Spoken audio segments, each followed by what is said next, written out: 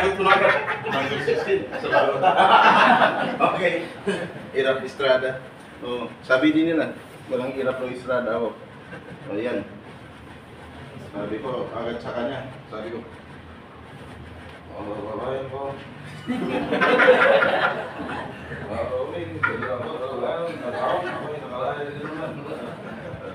Fernando po, sabi ko. Diyan mo sa akin, okay ka lang. Pero parang si ano ah, inisip mo yung sa ABS-CBN. Ha, hindi ko napirapan sarili ko. So ako yung pangasunod speaker. Actually, mabilis lang naman ako, mabilis lang naman. Gusto nyo umuwi? Sino gusto umuwi na? Okay, may kasunod pa ko ng isis. Bilis-bilisan ko na lang kasi marami pa akong appointment. Kaya akitin pa ako doon. Kanina may inakyat na ako na isa. Pero sabi nung nasa loob, sir, huwag mo naman kayong pasukin dito. Tama na itong pamilya. Ang harap, ang kausapin namin. Kasi hindi makarapat na sila sa social media. Okay, kung si Mr. Shankar Rosa, taga-consultant ng MIPA, OFW, Monday at Saturday. Nandito rin po kami every tatlong meses samot kaya nandito kami dito sa naparang mga services para sa inyong mga tatlong meses sam. Ano naman ang mga services na yan? Ang sagot ko nito. Mamaya, inyong mga ang buong detalye sa akin. Pagbabalik. Sir, mabilis ba ako magsalita? Mabilis? Mabilis ako magsalita? Mabilis ako magsalita, no? Ano gusto mo, ma'am? Mabilisan o matagalan? Mabilisan ako magsalita. Sinasadya ko yung isip ko, pabagal-bagal ka. Bakit ka huli? Tama? Lagi ka huli. Pabagal-bagal ka. Ano dyan? Paano si Mike Enriquez? Hindi kita. Tama! Okay! Sam Carbausa ng Amipa Pidus. So marami naman kayong natutunan sa inileksyon ni Ma'am Sandra Ray. Marami naman. O yun. Kamusta naman? Okay naman? Okay. Na-memorize ba lahat? Hindi. Hindi kasi ang dami nung nakalagay sa module, no? Hindi lahat ma-memorize yun. Anong mga mahalagang natutunan nyo doon? Yung, ano? Pag-sign ng kontrata, di ba? Tingnan lahat masunod. 2 years contract, yung division date. Tama? Kung anong pinirma sa kontrata, yan ang masunod pagdating doon. Kung anong employer, pinirma mo sa kontrata, dapat yung employer pagdating doon. At pag nagtrabaho, kailangan, ano? May sahod, siyempre. O sino mga first timers? Exabroad muna, exabroad. Klase mo kami, exabroad. Thank you. Ay, sino mga first timers? Klase mo kami. 6. Okay.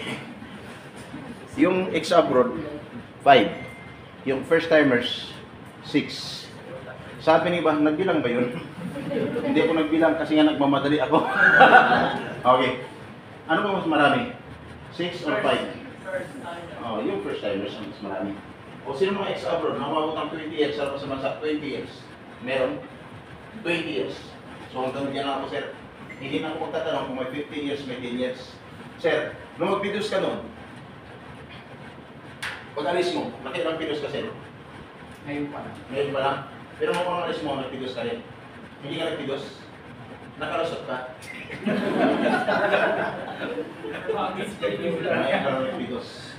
Okay, hindi ka dumaan sa mga ganito. Pero mabuti naman, sa 20 years, no? Pero hindi ka agency, no? Ay, hindi pala, kaya pala. O sinong 15 years sa labas ng bansa? 15 years. Meron 10 years na ex-abroad. Yung nag-videos nun, 10 years. Ma'am, 10 years. Okay. Ma'am, anong work mo doon? Nurse? Alam ko. Nurse. Then alam ko, ikaw, ano trabaho mo doon? Ha? Alam ko naman, kasi tingnan mo, itong damit na to, damit pa ito ng piloto. Okay! Si ma'am, 15 years ma'am. Okay.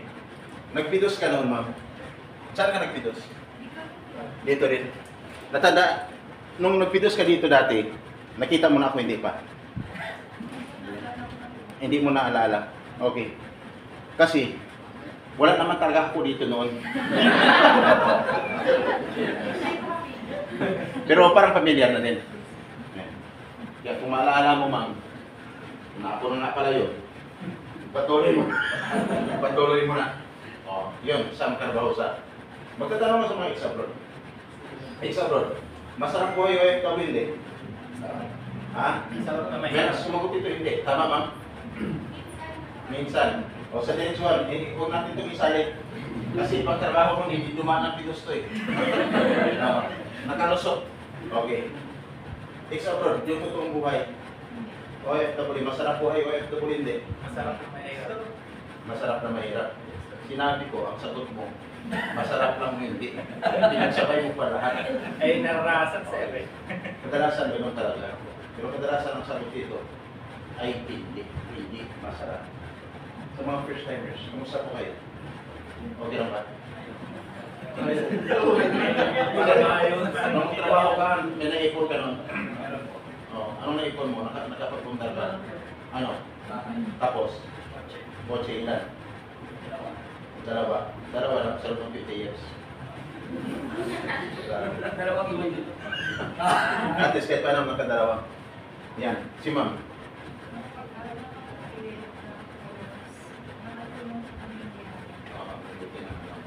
May anak kayo. Wala pa. Bakit? Sige na. Gusto mo take out? Taking pag yung take out. Okay! Yan. Mabiro lang talaga ako. Kasi ayaw ko nalabas kayo dito, gutom na kayo, wala pa kayong kakain-kain. Pagkatapos, pagdating sa part ko, nadagdagan kasi mamot, no? Eh dito sa part ko, wala kasi mamot, nakangiti. Pagdating ng bahay, nakangiti pa rin. Kaya tinanong ng misis, mahal, kumusta ka na? Hindi naman sagot, nakangiti pa rin. Yung pala, nalipasa naman ko. Okay. Mabilisan na lang tayo. Ma'am, okay ka lang yan, ma'am? Okay. Masaya ba kayo na makaalis na kayo? After nito, dapat makaalis na kayo, di ba? Kasi yan ang nasa batas eh. Nasa batas, dapat ang isang OFW, after magpidos, dapat bilang ng araw, makaalis na. Kasi ang pag-usapan natin yung batas. No? Batas. Mr. Sam, anong batas? Ito po. Nasa batas. Dapat, pag ikaw ay pinagpidos, dapat, sigurado may pinirma ng kontrata. Tama? Ang tanong, kapag-sign na naman ng kontrata, ano kapag-sign na? Okay, sino na kapag-sign ng kontrata? Thank you, sir. Tumas na kamay. Ibig sabihin, ligtas ka. Sabi ng iba dyan, ha? Bakit sabi mo lang? Kamusta yung excitement? Nung after ni Ma'am Sandra din, nasa 100% ba? Pagdating sa part ko, kung 100% ang excitement mo doon kanina, nung matapos si Ma'am Sandra din, sa part ko, nababawasan yung excitement. Yung 100% after ko mag-talk, halos lahat ay nakauubos na. Kasi tuwing may nangyayari, nagbabawas ako ng 20%. Nasa batas, dapat ikaw ay nakapagsaya na. Sabi rin ba, paano tayo eh? Pagkatingin na sa atin, kung mangyari sa'yo, may ibig sabihin, bawas ng 20%, yung excitement po. Kaya normal lang, makakaramdam ka ng antok. Kahit tumatawa ang iba, tumatawa ka rin, pero naatake ka na ng antok sa kaliisip. Ano ba itong mangyari sa akin? Dapat! Nakapagsayo ka ng kontrata! Then, after magsayo ng kontrata, magpitos! After na magpitos, 3 to 5 days dapat flight na. Sabi niyo ba, 3 to 5 days? Yes. Kasi pinagpitos ka na eh. Bakit? Nasa batas. Kasi mula nung nag-apply ka ng visa, dapat 60 to 90 days prior, 2 buwan hanggang 3 buwan dapat wala naman sa Pilipinas. Mula nag-apply ka ng visahan, sabi niyo ba, 60 to 90 days. Bakit kayo? May ibig sabihin, kung nandito ka pa rin, another 20%, ang mababawas doon sa excitement mo ng 100%, kanina lang, bawas ko ang 20%, 60% ang natira, 60% pa. Bakit kailan mo kalis? Hindi ka lang kasi nakapagsayo ng kontrata, hindi ka lang nakapagpidos, ang iba lang nakapagbayad ng placement fee. Tama? Pag nagbayad ka ng placement fee, ang sarili 20,000, magkano dapat ang maging placement fee? Dapat, equivalent sa o 1 month sa salary. Sabi ng iba dahil patingin sa akin, ha? May doon na naman. Bawas na naman ulit. So dapat, katungkos sa isang buong sakot. At dapat, Oh, pag nagbawas ako, ilang naman tira? 40%. At dapat, pag nagbayad sa ang lugar, Jollibee, Chowking, McDo, Max Mall Hotel o restaurant, wala sa labag ito dalawa, dapat sa loob ng agency. Sabi ni Ivan minsan dyan, sabi ko na sa'yo, tayo, yan yung agency sa loob ng bahay eh. Nadali. Na? So, another 20% kung nangyari sa'yo, nagtira is 20%. At dapat, mayroon pa kulang resibo. Sabi niyo, ayun na. Wala na. Walang resibo. Minsan nagsisipuhan yun. Hindi nga sa'yo. Resibo na yan. Hindi. Ano lang po? Voucher. Problema hindi. Kung nangyari sa'yo, another 20%. Ang mababawas. Ang natira sa'yo. Wala. Lahat. Dumaan ka sa ganung proseso. Ay paano? Kasi kung hindi dumaan sa ganung proseso, na ibig sabihin, biktima ka na. Nang tinatawag na illegal recruitment. That is a violation of Republic Act 1842 of Anti-Illegal Recruitment or 10022 as amended of Anti-Human Trafficking Violation. Kung ang criminal na kapatay ng tulong pagbiyak sa batas na yan ay no bill. Sabi niyo po dyan.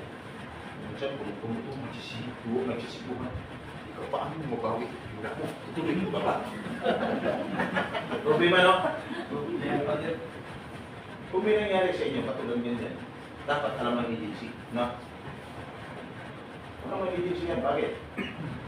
Pag hindi alam ng agency at nahuli yan sa labas, yung dumani sa'yo, ibig sabihin, no? Apektuhan ng agency. Ano maging kaso doon? Accessories of a crime. That is a violation of Republic Act 1842 of Anti-Illegal Recruitment or 10022 as amended of Anti-Human Trafficking Violation. Dapat maging may at dapat, pagdating sa labas ng bansa, kung anong pinirmahan nyo, lahat ay masusunod. Lahat ang mga benefits, dapat lahat ay masusunod. Sayang yung benefits na yun. May 7,500, meron 10,000. May 7,500 US dollars. Ano?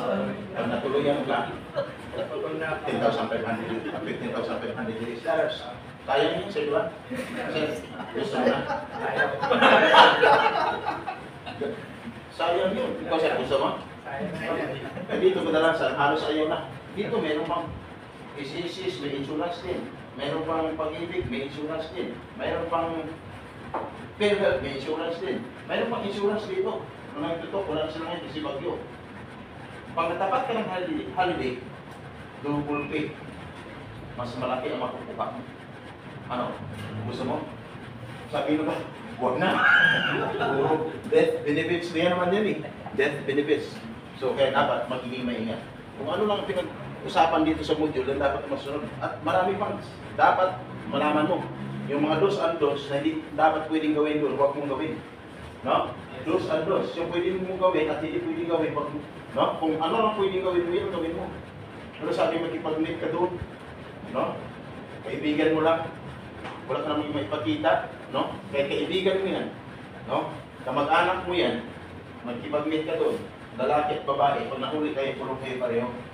At pag nakatunayan, na wala kayo maipakita ng ebidensya, pag lumabas, paglabas ang investigasyon na, nagkaroon kayo by edition, kasama pang palo yan tuwing Friday. No? Hirap, no? So kailangan kung maipakita, nabanggit sa inyo kanina, yung tinatawag na, ano? Pag nagsama kayo, babae at lalaki, may ipakita kayong marriage of contract. No? Marriage of contract. Pag wala may ipakita, pwede kang kasuhan ng tinatawag na decent relationship or love case. No? Ayan po. Parang alam ko lahat yung sa module, no? Alam ko lahat yung sa module kasi ang part ni Ma'am Sandra, din, is part ko. Si Ma'am Sandra din, signatory na certificate, signatory din ako. Si Ma'am Sandra din, sila po ay accredited, certificate ng OWA, accredited din. Pero pagdating sa part ko, iba po ito. Bakit? Just in case kung may emergency, kaya ako nandito. Pag may problema. Hindi marasunod. May mga violations man doon ng employer sa labas sa bansa. No, nabanggit kanina yung uwa, piuwi. Pero mayroon pang isang dapat ninyong gawin kung gusto nyo mapabilis ang pagsolve ng problema. Una, pag may problema, i-inform muna ang agency. Tama? Huwag muna doon kung saan-saan. Agency muna. Bakit? Kahit saan naman karating ang solusyon, ay iba din wala namang kinalaman yan sa pag-hire ng OFW sa pagpapaalis sa inyo, kundi yung agency. Tama? I-inform ang agency, kaya iba kung saan-saan nakarating, no? Nakauwi ng Pilipinas, hindi pa rin nasolve ang problema. Nakauwi ng Pilipinas, yung agency nagsara na, hindi pa rin na lutas ang problema.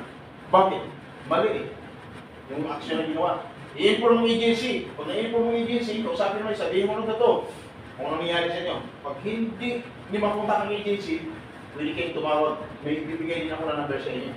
Yung 0948-0939-9170, 0948-093-9970, bigay ko yun sa inyo. Yung 0968-635-135-487, ibibigay ko rin sa inyo. No, bakit? Doon po kayo pwedeng tumawag. Yung talagang wala kang malapitan, pamilya mo, wala kang ang sahod eh. Di ba? Hindi mo man mapapunta-punta ng Maynila para ayusin ang problema mo sa agency.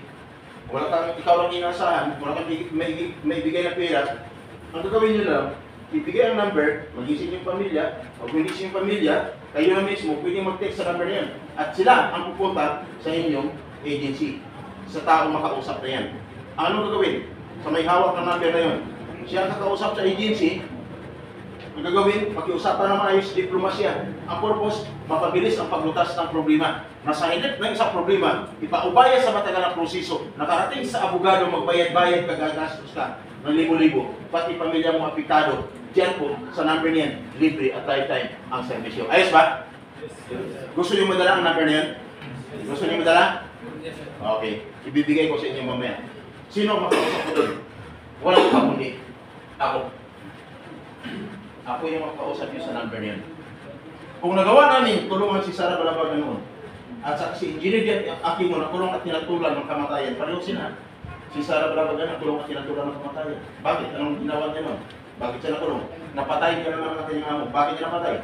Nung inatin po siya na repeat or gasahin, ang kanyang ginawa, lumaban. Ipinatanggol ang kanyang sarili hanggang sa napatay. Ang kanya. Amo. Kasabay. Ang kapalit. Ikinulong siya. Hinatula. Na. Mamataya. Sako. Kaya hindi yan, no? Nakulong!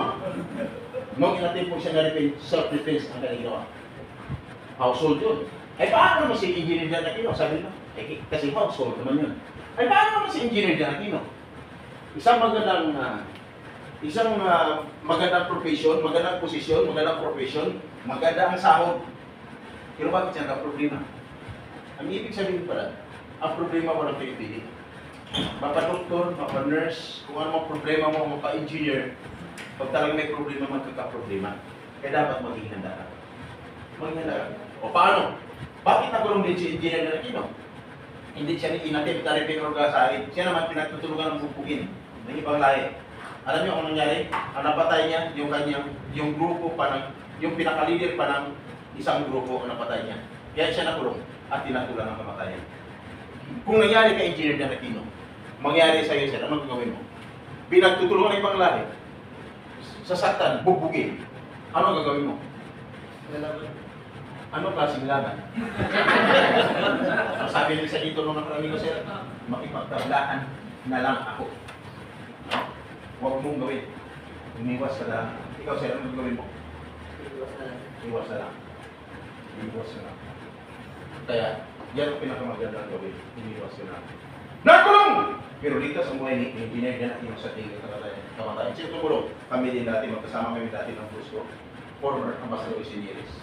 No? Magiging hindi lang si chairman, naging congressman. Mag-congressman siya, umalis ako sa kanya, namatay siya. Hinayar ako dito. Year 2013, ilang buwan lang ako, o ilang taon lang ako dito.